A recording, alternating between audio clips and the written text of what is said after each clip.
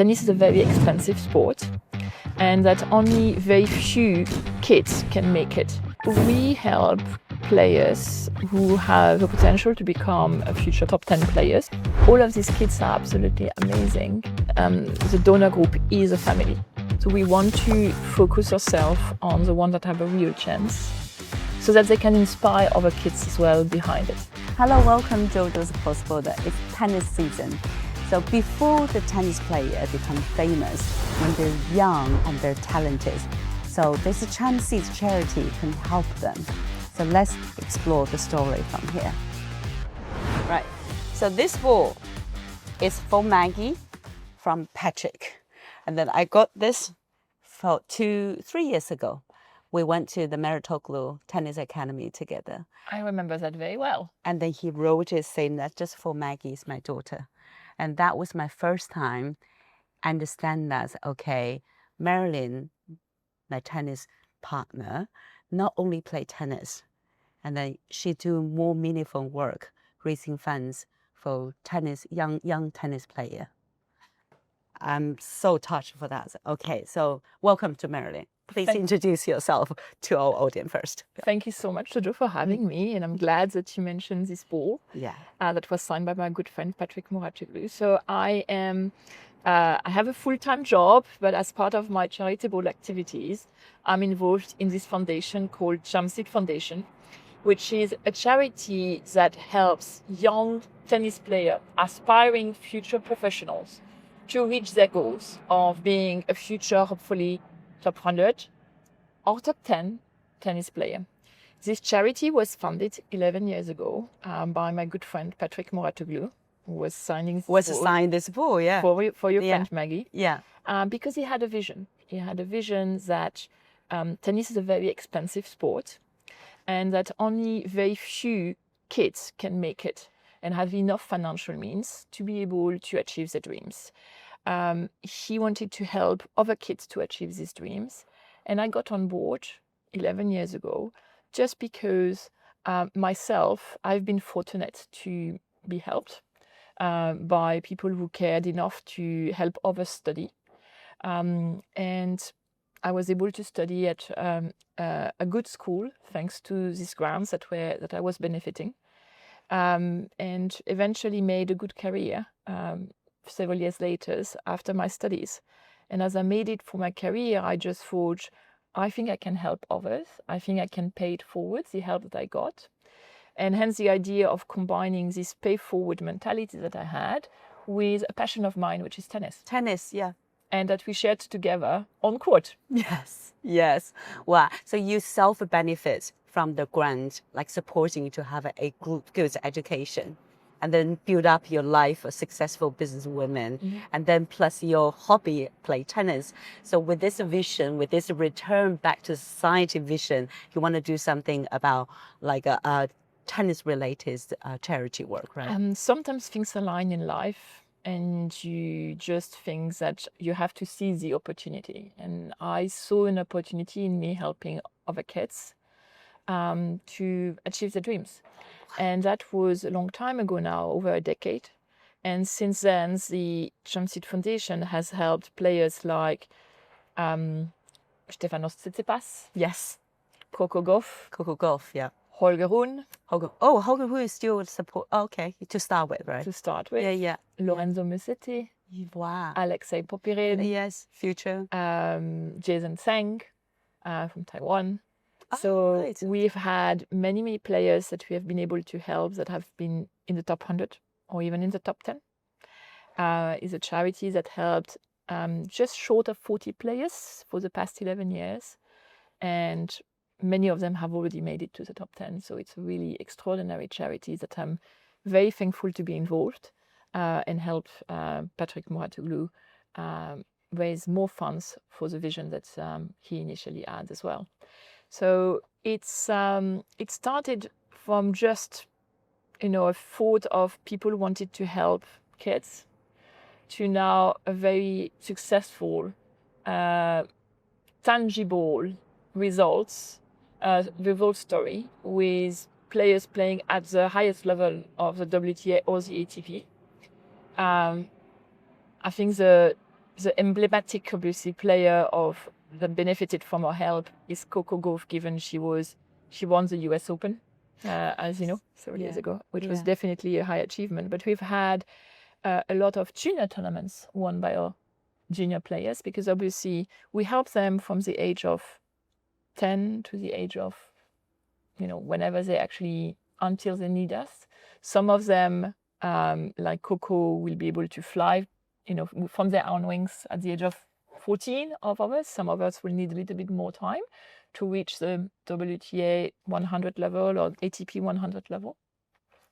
But eventually we help as much as we can for as long as is needed, until they can themselves live from the profession.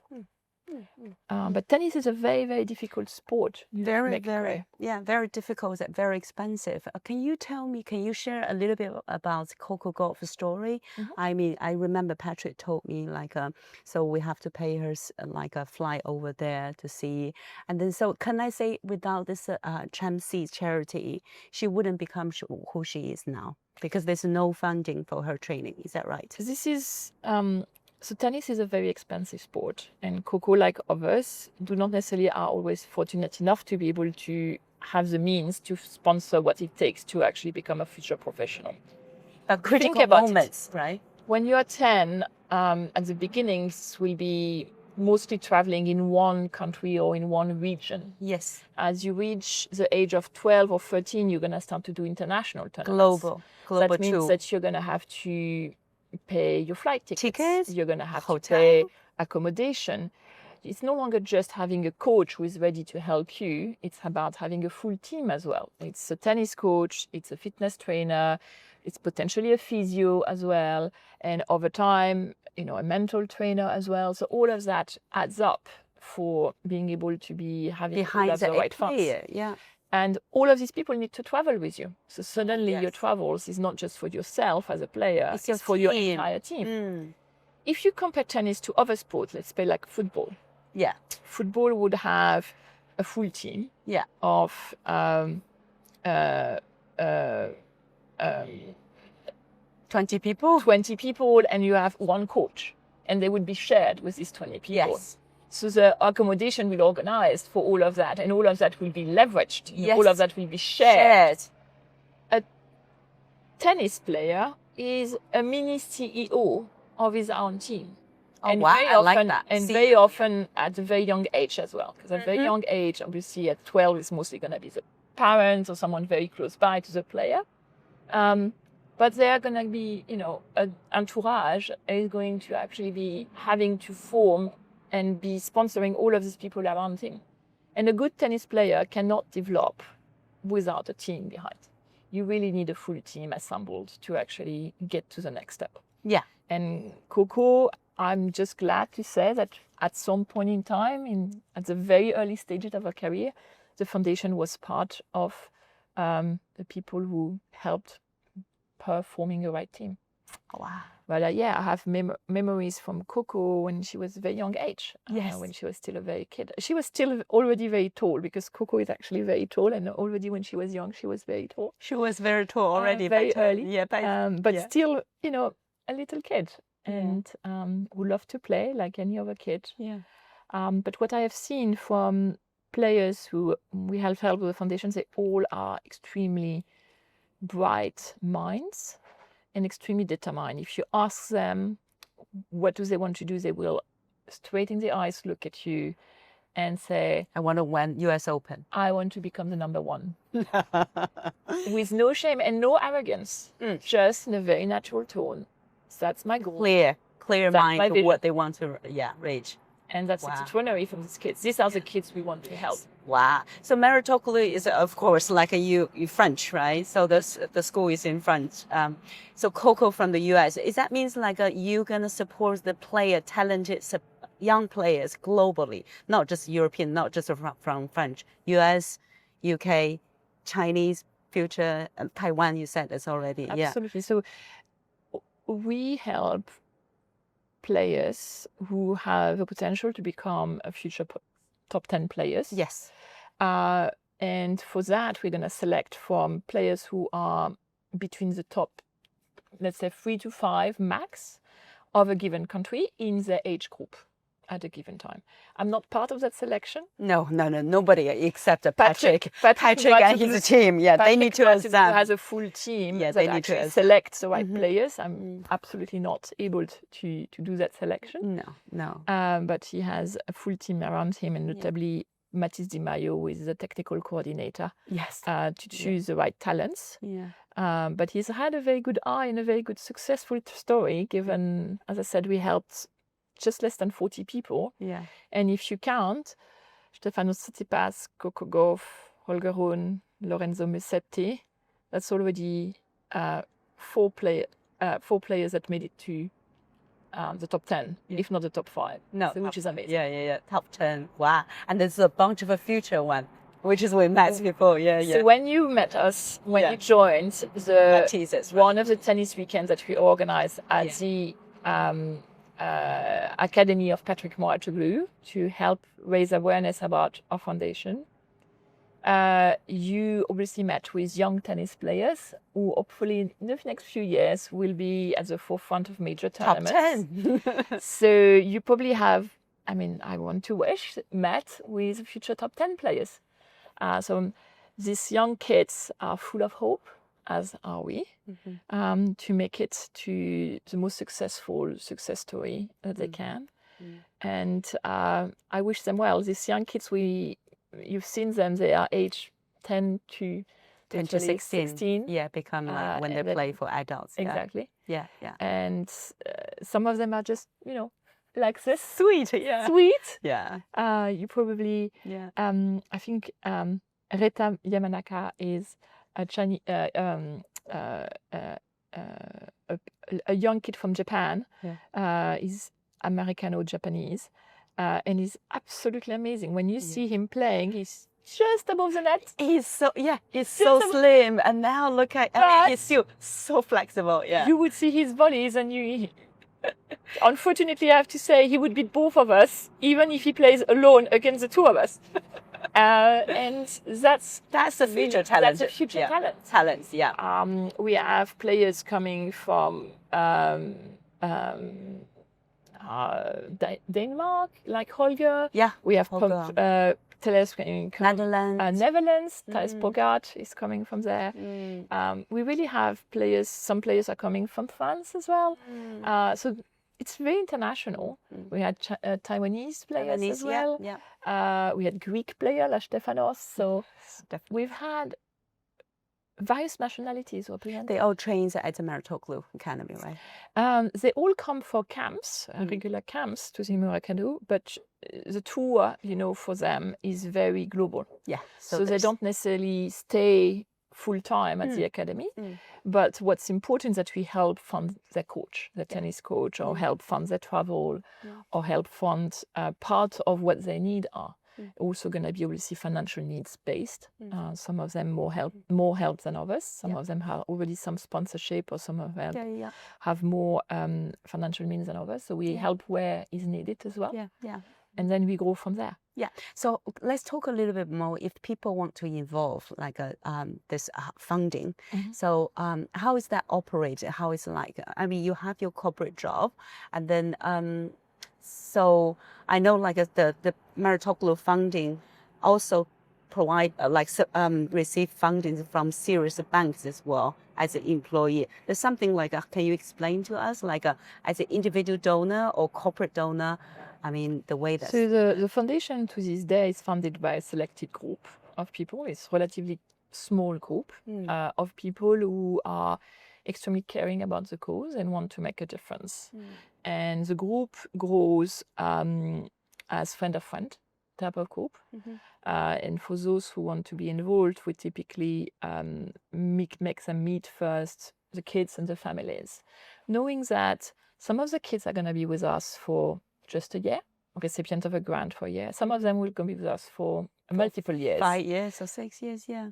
As long, hopefully it's a win-win situation for them in the sense that they are going to be helped and be successful. But obviously, tennis is a very difficult sport. Yeah. Some of them will not make it to professional tour. Some of them will reorientate themselves after a few years. So we had players that we helped that are now studying in the Americas, having received a scholarship to be able to study there, they reorientate themselves, for the years, because it's a very, very difficult job and career to make it to the top. Yeah. We help as much as we can, but we also have to be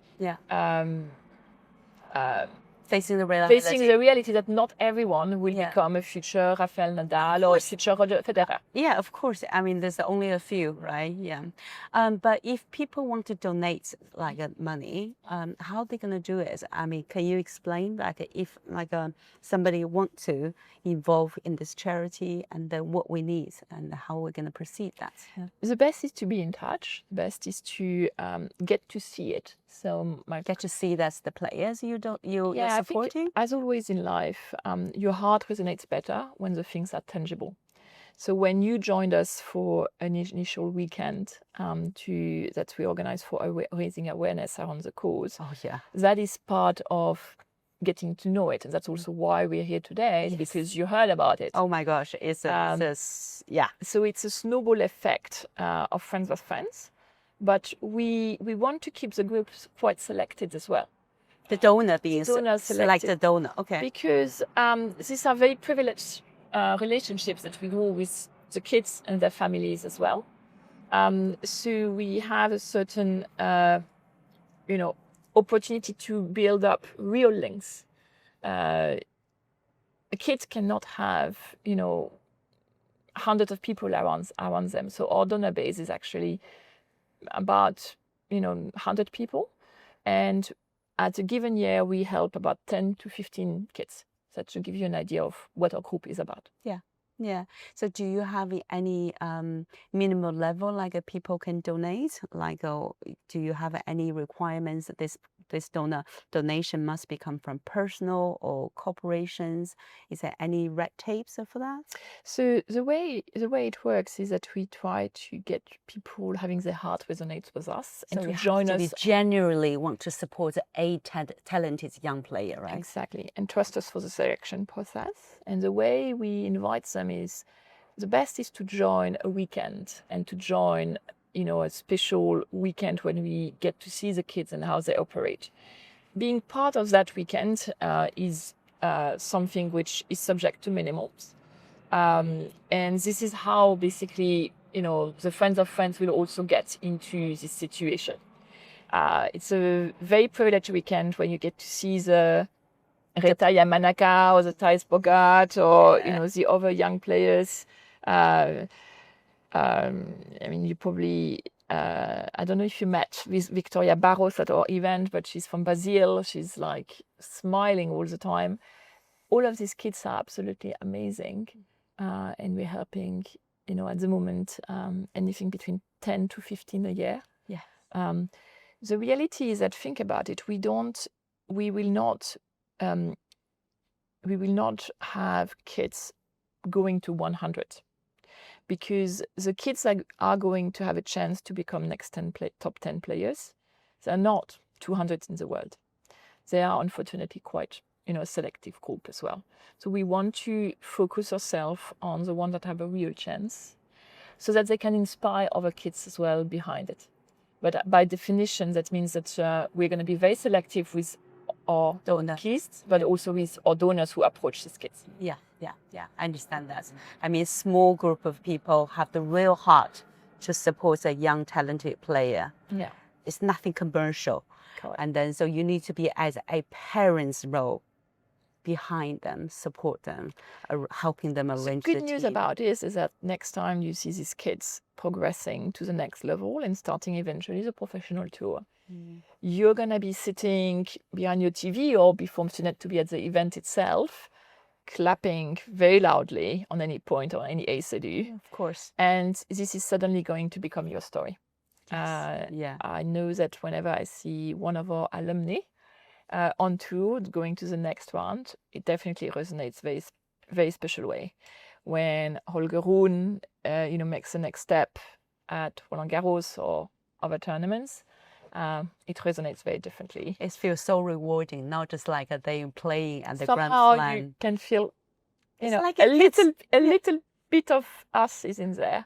Yeah. A little bit of the family is in there. It's a Because this is what family. it is. The donor group is a family. Is the family. Is a family. Is an extended family Oh, yes. Yeah. to the kids, Wow. but feels like a real family. I can feel the real meaning the family means. Yeah. Wow. Okay.